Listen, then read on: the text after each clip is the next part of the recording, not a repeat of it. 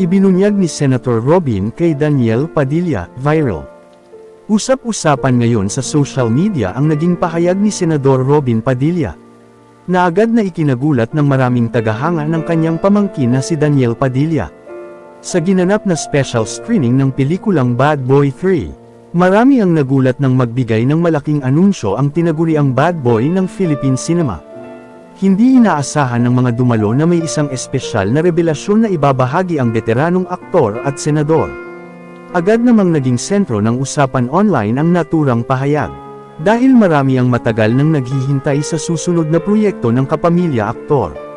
Marami rin ang nagsabing tila panahon na nga upang maipasa sa bagong henerasyon ang isa sa mga pinakasikat na titulo sa industriya ng pelikula.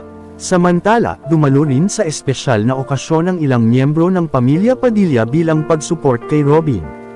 Kabilang dito ang kanyang asawang si Mariel Rodriguez, ang kanilang mga anak.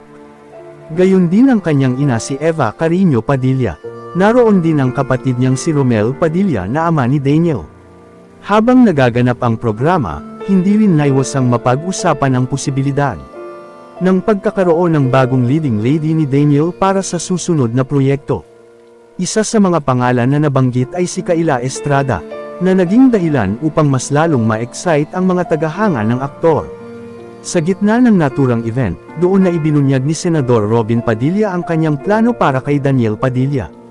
Ayon sa senador, ipapamana na niya sa kanyang pamangkin ang titulong Bad Boy at si Daniel na umano ang inaasahan magiging bida sa planong pelikulang Bad Boy 4. Ipapamana ko na ang Bad Boy 4 sa mas batang artista. E-introduce na po namin si Daniel, pahayag ni Robin na agad namang ikinatuwa ng mga naroroon. Kinumpirma rin ito ni Romel Padilla at sinabing karapat dapat ang kanyang anak sa naturang oportunidad. Ayon sa kanya, kung saan nanggaling ang tagumpay ng kanilang pamilya, ay nararapat lamang na maipagpatuloy ito ng susunod na henerasyon.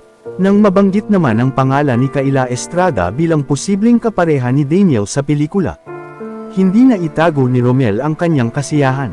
Aniya, mas maganda umano kung makikita ng publiko na magkasamang muli ang dalawa sa isang malaking proyekto. Dahil dito, marami ang nagpahayag ng kanilang excitement at pananabik para sa posibleng Bad Boy 4. Marami ang naniniwalang handa na si Daniel Padilla na dalhin ang legacy na iniwan ng kanyang tiyuhing si Robin Padilla. Sa ngayon, wala pang opisyal na detalye kung kailan sisimulan ang proyekto. Ngunit siguradong marami ang nakaabang sa pagbabalik ng Bad Boy franchise sa malaking pantola, sa pangunguna ng bagong henerasyon ng Padilla.